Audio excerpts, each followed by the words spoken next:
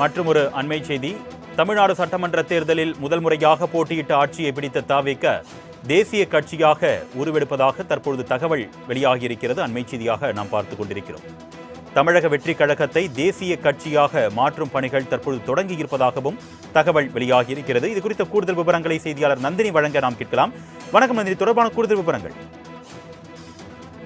வணக்கம் அருணே. தமிழ்நாடு சட்டமன்ற தேர்தலில் முதல் முறையாக போட்டியிட்டு வெற்றி பெற்று ஆட்சி அமைத்திருக்கக்கூடிய தமிழக வெற்றி கழகம் அக்கட்சி தேசிய கட்சியாக மாற்ற பணிகள் தொடங்கப்பட்டிருப்பதாக அண்மை தகவல் என்பது வெளியாகியிருக்கிறது. பிற மாநிலங்களில் செயல்படக்கூடிய விஜய் மக்கள் இயக்கம் மூலம் அதற்கான பணிகள் தொடங்கப்பட்டிருப்பதாக தெரிவிக்கப்பட்டிருக்கிறது.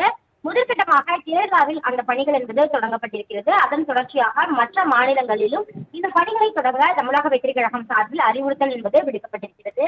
தமிழக சட்டமன்ற பொதுத் தேர்தலில் முதல் முறையாக தமிழக வெற்றி கழகம் போட்டியிட்டு 108 இடங்களை கைப்பற்றி தற்போது கூட்டணியினரின் ஆதரவுடன் தற்போது ஆட்சி என்பது தமிழகத்தில் அமைந்திருக்கிறது.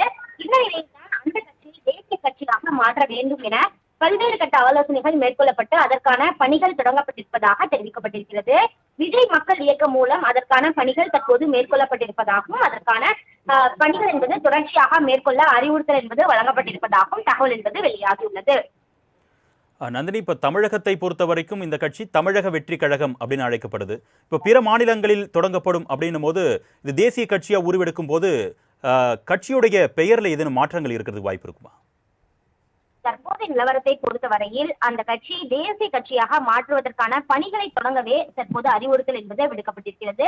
பெயர் மாற்றம் என்பது நிகழ்வதற்கான வாய்ப்புகள் என்பது மிகவும் குறைவாகவே காணப்படுகிறது. ஏனெனில் முதல் முறையாக தமிழக வெற்றி கழகம் என்ற பெயருடன் தான் சட்டமன்ற பொதுத் தேர்தலில் போட்டியிட்டதோடு ஆட்சி என்பது அமைக்கப்பட்டிருக்கிறது. தமிழகத்தில் தமிழ்நாடு முதலமைச்சராக தமிழக வெற்றி கழகத்தினுடைய தலைவர் ஜோசப் விஜய் பொறுப்பேற்ற பணிகளை தொடர்ச்சியாக மேற்கொண்டு வருகிறார். இந்த நிலையில்தான் தேசிய கட்சியாக மாற்ற வேண்டும், அதற்கான பணிகளை மேற்கொள்ள வேண்டும் என முதற்கட்டமாக அறிவுறுத்தல் என்பது விடுக்கப்பட்டிருக்கிறது. அதன்படிதான் விஜய் மக்கள் இயக்கம் அனைத்து மாநிலங்களிலும் இருக்கக்கூடிய நிலையில் அந்த விஜய் மக்கள் இயக்கம் மூலம் அதற்கான பணிகளை தொடங்க வேண்டும் என அறிவுறுத்தல் என்பது வழங்கப்பட்டிருக்கிறது. குறிப்பாக பெயர் மாற்றம் உள்ளிட்டவை தொடர்பாக வரும் காலங்களில் ஆலோசித்து முடிவெடுக்கப்படும். ஆனால் தற்போதைய நிலவரத்தை பொறுத்தவரையில் தேசிய கட்சியாக மாற்றுவதற்கான பணிகள் தொடங்க வேண்டும் எனவே அறிவுறுத்தல் என்பது வழங்கப்பட்டிருக்கிறது.